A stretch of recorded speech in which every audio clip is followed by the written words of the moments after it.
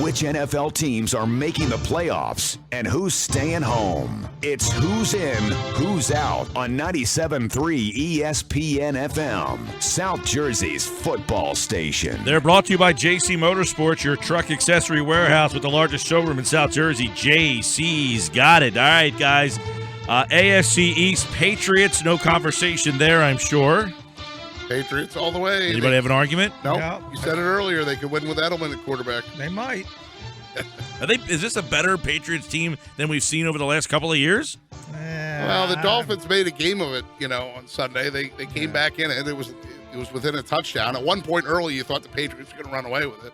I think they have They lost their too quarterback. many problems with the offensive line to say it's one of the better Patriot teams, but one of the worst Patriot teams is better than everybody else. All right, in the North, this one probably there could be three different answers here. Where are you going, PT? I'm going with Pittsburgh. I'm going with the Steelers, the team that the Eagles see this week. I think that Pittsburgh is still the class of the division as far as I'm concerned.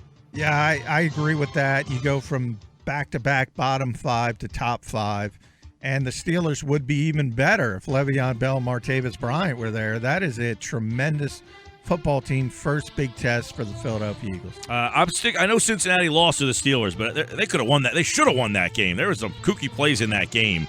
There was a fumble that was should have been a fumble on the Steelers, and the Steelers benefited from a bad call. Yes. What I'm trying to say. I think the Bengals played pretty well on the road there. It was kind of wet conditions out there, but I still like the Bengals defense better than I like Pittsburgh's defense.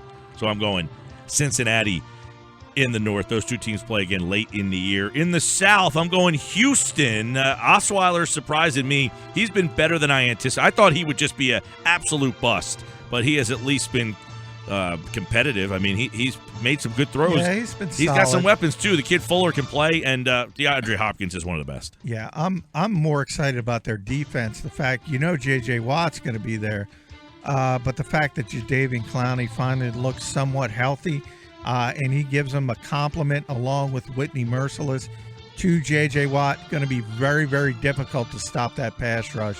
Houston in the AFC South. I have officially written off Indianapolis. I had them in there last week. I don't even have them in the AFC playoff picture this week.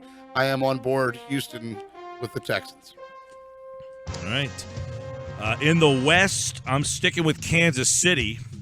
And even though they lost this week, I still like them. Last year they were 1-5. They ripped off a bunch of games. I just think they're the most complete team in the AFC West. So I'm sticking with Kansas City. I'm still with Denver. I thought Denver, did enough to win against the Colts, obviously. And like I said, I had the Colts in there. Simeon has not been Canton-worthy, but the defense has been fine. And as long as Von Miller shows up each and every week, I think Denver's in the picture. That's why I have him winning that division. Yeah, I shifted to Denver. How about Von Miller? I just mentioned J.J. Watt. I never thought I would say there's a better defensive player in this league with J.J. in his prime, but he's coming off the back surgery. Von Miller's been amazing, even though he did no off-season work except Dancing with the Stars. Denver Broncos reigning Super Bowl champions, even with Trevor Siemian. If I'm a ballroom dancing business out there, I'm advertising real quickly that if Von Miller can just dance in the offseason and get ready for football, it's a good way for you to get ready for whatever you want to do. All right, in the AFC, the wild cards, I'm going the two North teams. I'm sticking with Baltimore, and I'm sticking with Pittsburgh. Three teams from the North, I think, get in. Well, I'll jump on that because last week I had Kansas City as a wild card team in Cincinnati. I now have Kansas City out of the picture, and I'm in that North Division now as well with Baltimore as a wild card team and still with Cincinnati as the second wild card. Can I get out now? Can I switch? Just because you're affiliated with me? I am also taking Kansas City out. Still a very good team, but Cincinnati's going to be in the playoffs. As you mentioned, Mike, their defense very, very good. The New York Jets, the New York football Jets have one of the best fronts in football. I have them. Ryan Fitzpatrick playing the way he is. Todd Bowles, defensive-minded coach. Wild card team. Temple. Yeah. Temple tough, baby. Of course I know who that guy is. Temple tough. I got a funny Temple story I'll tell in a little bit. Okay. All right, there's our who's in the AFC. Let's switch over to the NFC, boys. We start from the bottom up. We go NFC West.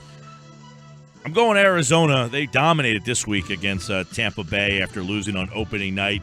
And if you had any questions or fears, which I don't think many people did, they look like the real deal on Sunday against Tampa. They outclassed that Tampa Bay team completely. If you're a Seahawks fan listening, I apologize, but your team is bad. If you play the LA Rams, and you can't beat them, your team is bad. Keenum. I mean, so I have Arizona back in now. That 40-7 impressive performance against Jameis Winston, the Bucs, was enough for me to put the Cardinals in the the Cardinals, tremendously talented team. I think they were embarrassed by losing to the Patriots without Tom Brady and Rob Gronkowski and Rob Ninkovich, and they came back and took it out on the Tampa Bay Buccaneers.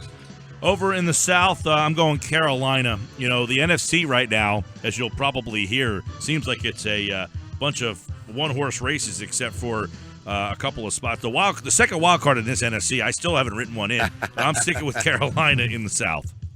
I have Carolina in the South. I had them last week. I have them again this week in that South. You know, there's been some years where the South has been the worst division in all of football. No longer. Right. Yeah, I mean, Carolina's the class. Not 15-1 good, but the MVP is that still there. Kelvin Benjamin, too. The fact that he's back gives him so many more weapons offensively. Greg Olsen gets knocked down. He's not, all of a sudden he doesn't have to be your main target. And then Ted Ginn is effective as a deep threat. That catch Ted Ginn made the other day was unreal. Yeah. I mean, it's not flashy. It's not some one-handed Odell Beckham grab. He caught that ball in stride. His arms just kind of whoop. And the throw. Great matchup this week, by the way. Unbelievable. Carolina, Minnesota against that defense is going to be interesting. Speaking of Minnesota in the North, I'm sticking with the Vikings. I picked them at the beginning of the year. They beat the Packers head-to-head, and I have no reason to change from Minnesota. I thought they were a playoff team without Bradford, and you add Bradford to the way he played the other night. I think they are not only a playoff team, but the division champion. I had Minnesota last week. I have Minnesota again this week, and I'll echo your comments just to say that I was leaning more toward their defensive ability to be able to win football games. And now if Bradford could play like that, they're only over the top. Yeah, I mean, they have a great defense. I shifted from the Packers to the Vikings because they beat them. I don't know if it's going to be long-term because of that offensive line, but Stephon Diggs is... Well, you can say that about just about every team in the league. Every team, save for like 4, have porous offensive line play. That's true. Stephon Diggs is going to be one of the superstar receivers in this league if people don't know him. And that defense, top 5 defense, obviously with or without Sam Bradford. In the NFC East, I'm going Giants. I went with the Giants last week. They gave me no reason to think their defense, their offense hasn't even gotten going yet. And the defense looks like, even if they're, playing 2 really, really good defensive games, they're significantly better on defense than they were a year ago.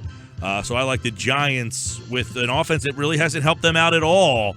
I like the Giants in the East. In week 1, I went the Redskins. In week 2, I went the Redskins. I am now officially ready to proclaim, call the fire department. There's a dumpster fire, and it is happening at FedEx Field in Landover, Maryland, because the Redskins are a mess. I'm on the Giants board right now. Yeah, I have to go Giants.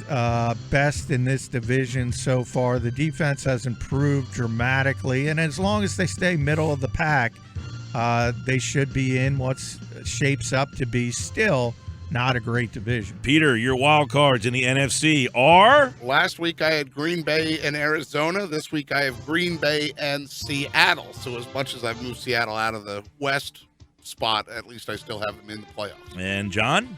Got to go with the Packers as 1. I had a very, very difficult time coming up with a second team. Very disappointed by Tampa Bay. So this might be the only week of the year I can do it. Why not your Philadelphia Eagles, Mike Gill? There you go. You got to at least consider literally. Okay, I haven't even written a team in yet. I'm going to just basically. I have Green Bay. I think Green Bay is the one that the Green Bay Minnesota losers getting in, right? That's what we all think. Yeah. What other runner-up? All right, you got the Giants, Philly. They're both 2-0. Right now, you got Minnesota, and you would think the loser between Minnesota and Green Bay gets in. Do you think Detroit, Dallas, Washington, Chicago, Tampa, Atlanta, New Orleans, San Francisco, L.A., Seattle? They're your options. I would have been all over Detroit if they didn't implode late against an awful Tennessee team. It's tough. And how It's do you tough pick to a come up with team? a second one? How do you pick a team that couldn't score? Now, look. The Rams have a very good defensive team. They're very. That's a bad matchup. In fact, Seattle was 4-4 with Russell Wilson against the Rams. Anyway, now they're 4-5. They've lost 4 out of 5. So I'm going to go with Seattle just based on the fact that they really struggle. They struggle against the Rams in the last couple of years. So I just don't think their defense is the same. Their offensive line. Their line has been bad even when they won the Super Bowl. They had a bad line. This is the worst line they've had probably in the last 4 or 5 years. Wilson's hurt, but I'm going to give Seattle the benefit of the doubt, and I'm going to stick with them. But, John, you are not crazy to say Philadelphia. They're the one team that's 2-0 in any of the divisions. The NFC East has two 2-0 teams. It's a them feel-good in the pick North more than anything. Yours is probably more logical because Seattle will probably get it going at some point. But as I said, I'm probably not going to be able to do this the rest of the year. But it's not far-fetched. The East, the NFC East and the AFC North are the only two divisions that have 2-0 teams at this point of the season. He says logical. That makes you Spock, and you're Captain Kirk. Yeah, I'll take it. You're leading the Enterprise. Although he's in the big You're chair. leading the Enterprise with your heart, and he's leading it with I don't believe it. Long and prosper. The only problem is I don't believe it. I'm just trying to be entertaining.